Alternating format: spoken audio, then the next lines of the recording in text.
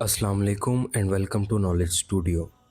दिल धड़क रहा था, सांसों में एक अजीब सी घबराहट थी। जब पहली बार मेरी नज़र खाना काबा पर पड़ी तो मेरे पांव तले से ज़मीन खिसक गई।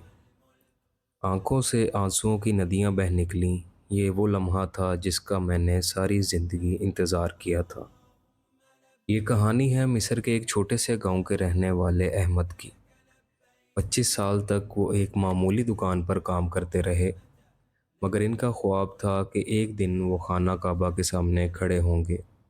जब उन्होंने हज की बचत शुरू की तो पूरे ख़ानदान ने इनका साथ दिया। सफ़र से पहले की रात अहमद को नींद नहीं आई। इनकी बीवी फ़ातिमा ने तमाम ज़रूरी सामान पैक किया। 5 एहराम के सफ़ेद जोड़े, तिब्बी सामान, छोटा कुरान मजीद, प्लास्टिक की पानी की बोतलें, होटल और सफारत खाने के राब्ते के नंबर। जब त्यारा जद्दा एयरपोर्ट पर उतरा तो अहमद का दिल धक धक कर रहा था। होटल पहुंचते ही उन्होंने गुस्ल किया और ताज़ा एहराम पहना। जब वो मस्जिदुल हराम के दरवाजे से गुजरे तो इनके होंठों पर मुसलसल दुरूद पाक जारी था। पहली नज़र में खाना काबा ने इन्हें ऐसा जकड़ा जैसे कोई माँ अपने गुमशुदा बच्चे को सीने से लगा ले। वो रो पड़े, बल्कि चीख चीख कर रोने लगे। इनके साथ खड़े एक बुज़ुर्ग ने इन्हें सहारा दिया और कहा, बेटा, ये अल्लाह की ख़ास मेहरबानी है जो हमें यहाँ पर बुला लिया। जिलहज की वो सुबह जब वो मिना पहुँचे, इनके खैमे में एक पाकिस्तानी ख़ानदान भी था। रात को सब ने मिलकर इबादत की। अहमद के वालिद साहब जो 80 साल के थे, उन्होंने सबको हज के आदाब समझाए। बेटा, हज सिर्फ जिस्म का नहीं, दिल का सफ़र है। हर कदम पर अपने गुनाहों की माफ़ी मांगना और अल्लाह की रहमत के आगे हाथ फैलाना।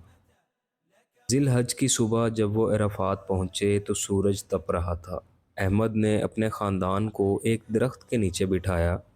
इनकी बेटी आमना ने पूछा, अब्बा, यहाँ इतनी गर्मी में क्यों खड़े हुए हैं?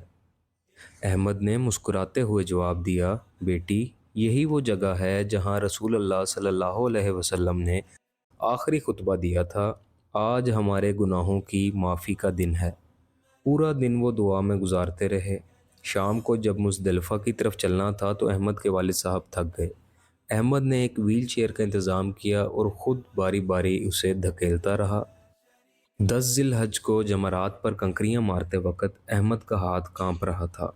उन्होंने अपने बेटे यूसुफ के हाथ में हाथ दिया और कहा, देखो बेटे, हम शैतान को मार रहे हैं जैसे हज़रत इब्राहीम अलैहिस्सलाम ने किया था। कुर्बानी के बाद अहमद ने अपने हाथों से गोश्त गरीबों में तकसीम किया।